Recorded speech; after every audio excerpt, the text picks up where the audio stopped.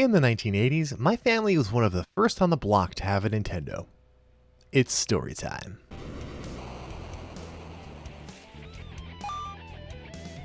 Old memories can be fuzzy sometimes. I don't remember much about the day my dad brought home our very first NES console. I'm sure I was about 5 at the time. That would match up with the console's nationwide release in September of 1986. However, we do live in a suburb about an hour outside of New York City, so it's theoretically possible that this all happened in 1985. I couldn't tell you what time of year it was, or what the weather was like, or even what I'd been doing in the moments leading up to an experience that would change my life forever. All of the following is from the best of my fuzzy memory, and it may not be 100% accurate. I don't think I knew it was coming. In fact, I'm not entirely sure I even knew what a Nintendo was, or even what a video game was. I don't think I'd ever played video games before. What I do remember is a big fuss when my dad brought it home. It was for my oldest sister, Renee. I think it was a birthday present. We hooked it up to the small TV in my sister's room, a tiny square box with a pink plastic shell. It didn't have a remote control, but I don't think it had dials either. If I remember correctly, the buttons were across the top of the set, a row of diagonal, silver, pill-shaped buttons labeled 0 to 9 to change the channel, and a larger brown square button for the power. The blocky gray console came complete with 2 rectangle-shaped controllers, whose cherry red buttons with fingertip-shaped grooves practically begged to be pressed. A gray-barreled light gun that looked like something out of a science fiction movie, and not one but 2 games bundled together on the same cartridge. The main attraction was Super Mario Bros., whose artwork depicted a little man running and jumping toward a brick wall, only inches away from a fireball.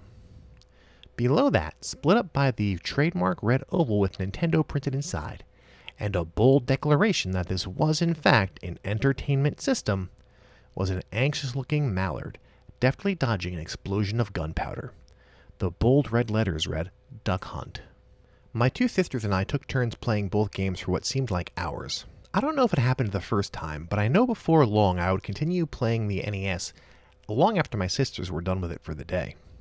Super Mario Bros., which today is as familiar as the back of my hand, was an amazing new world to explore, unlike anything I had ever seen, even in Saturday morning cartoons. We ran and leapt from one giant mushroom to another, collected coins and dodged columns of flame, only to learn that our princess was in another castle. Every level was a new mystery to unravel, and every enemy was a new challenge to overcome. Duck Hunt was less deep, but no less fun. Shooting at the colorful ducks was a relentless contest of skill, and even the goofy dog mocked us in failure.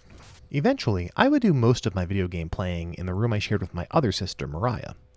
I'm pretty sure the TV and the NES were on top of a dresser or something to that effect, against the wall, across from the bunk beds.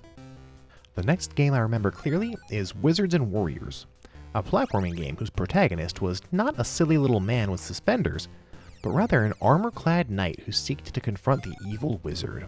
I remember the first forest level very well, because I spent most of my time there jumping from tree to tree and looking for the gems and keys that would allow me access to the next level, as well as any hidden items that could help me on my way. This was a favorite of my sister Renee, who would go on to tell me that you had to bribe the guards to get past them, only realizing after saying it that bribe was not the best word to teach her baby brother. I have a fond memory of playing Wizards and Warriors late into the evening and wrapping it up just in time to go watch Full House on TV. I had made it all the way to the final castle. I don't think I managed to finish the game, but I made it farther than I ever had before, and I was very proud of myself. After all, I could only get to World 4 in Super Mario, so this was quite an achievement.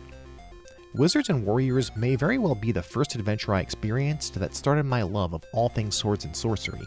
And on that note, we also had a little game called Deadly Towers. I went into greater detail about this game in another video, but needless to say, it was an adventure wrought with danger, mystery, and controller-throwing frustration. Guiding Prince Maya through the game's overworld seemed a simple enough task until you found yourself bumped backward into a dungeon from which there is seemingly no escape. The blue and brown rooms full of animated slinkies and bouncing balls beginning to look identical after a while.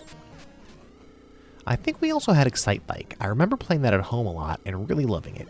Zipping through the pre-built courses on your dirt bike, fighting for the best time, trying to avoid the oil slicks, slowing down for the big jump so you don't go crashing to the ground or worse, getting stuck in the grass and slowing down to a crawl. But the most fun was creating your own courses. I remember being amazed by The Legend of Zelda, which could save your progress because it had a battery inside. But don't forget to hold reset while you turn power off. Hyrule was a dangerous place full of powerful enemies, and while an overworld map is now only a web search away, playing this game without it was an overwhelming endeavor. My sister told me this was a never-ending game, and at the time, for all we knew, it was. I don't think my sisters continued to play the NES for very long after that. They were growing up and beginning to do their own thing, but for me it was the start of a hobby and a passion that I would carry into my adult life. These gaming memories of mine are happy ones because for me, video games would not become only a focus for my undiagnosed ADHD, but also an escape from the whirling miasma of chaos all around me. In my childhood, video games were my escape from bullying. They were a way to find common ground with my peers. They gave me worlds I could sink into when the everyday world was too dangerous or scary. A place where I could retreat in my adolescence when faced with heartbreak.